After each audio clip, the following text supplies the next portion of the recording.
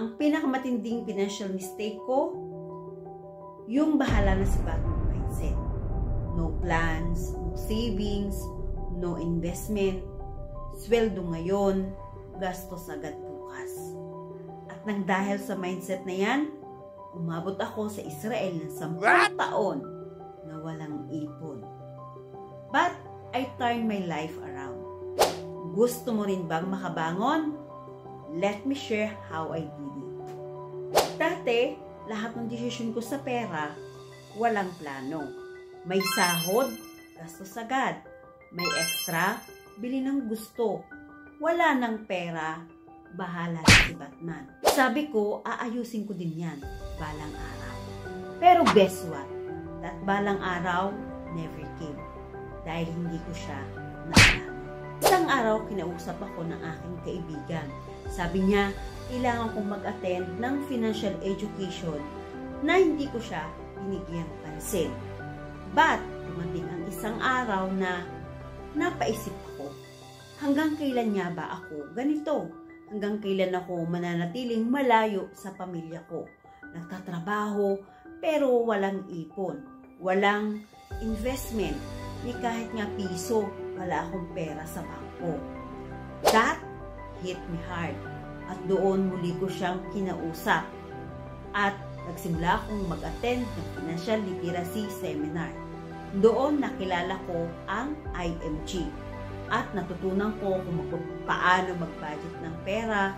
Natutunan ko how to save, invest, how to eliminate debt, paano mag-build ng emergency fund. At ang pinaka-importante, nawala ang bahala na.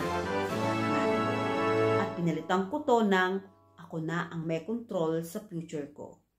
God provides, but I must prepare. Ito yung ginawa ko na step para makabangon ako. Una, nag-budget ako. Pagkasahod, nagtatabi agad ako ng savings or investment. At yung matitira, yun ang pagkakasyahin ko sa mga gastusin. Pangalawa, nagtabi ako para sa aking emergency fund kahit paunti-unti. Pangatlo, kumuha ko ng Kaiser Long-Term Care dahil gusto ko anything happens to me, secured yung family ko. Pang-apat, nag-invest ako. Hindi malaking halaga, pero consistent. Pang-lima, binago ko yung mindset ko. From bahala na to, sa may plano ako.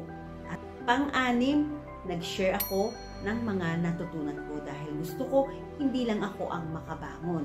Ganun rin ang mga kasamahan kong OFW, employee, at syempre yung mga kapamilya ko. Lahat tayo may pagkakamali sa pera. Ang tanong, handa ka bang magbago? Kung kaya kong baguhin ang mindset at future ko, kaya mo rin. Don't wait for a financial crisis para matauhan ka. Start today. Start with awareness. Start with education. Dahil sa huli, hindi si Batman ang magliligtas sa iyo. Ikaw mismo.